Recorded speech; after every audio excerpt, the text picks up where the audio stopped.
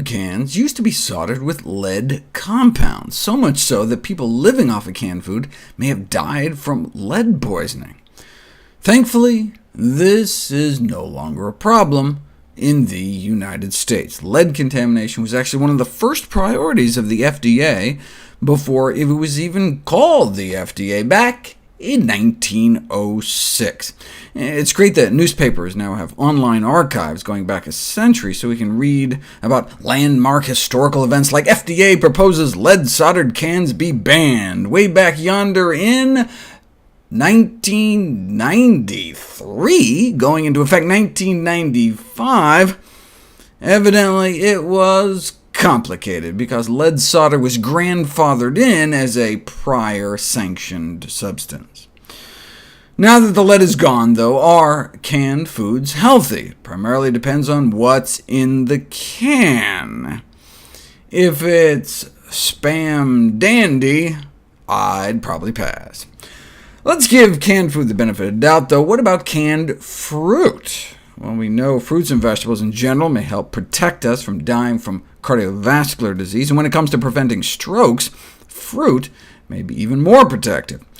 But whether food processing affects this association was unknown. This study found that unprocessed produce, mostly apples and oranges, appeared superior to processed produce, but that was mainly orange and apple juice. I mean, no surprise whole fruit is better than fruit juice. What about whole fruit just in a can? Dietary guidelines encourage all fruit, fresh, frozen, and canned, but few studies have examined the health benefits of canned fruit until now. Canned fruit did not seem able to enable people to live longer. In fact, moving from fresh or dried fruit to canned fruit might even shorten one's life. So maybe dietary guidelines should stress fresh, frozen, and dried rather than canned. Why the difference? Well, there's no more lead, but there is that plastics chemical, BPA, that is used in the lining of most cans, which can leach into the food and might counterbalance some of the fruit benefits. Recently, blood levels of this chemical was associated with thickening of the lining of the arteries going up to the brains of young adults, for example.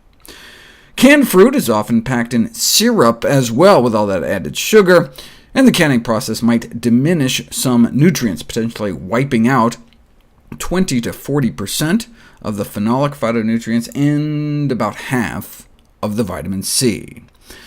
Maybe one of the reasons citrus appears particularly protective against stroke is the vitamin C. It appears the more vitamin C in our diet, the lower our risk of stroke, and the more vitamin C in our bloodstream, the lower our risk of stroke. But how did the vitamin C get in our bloodstream?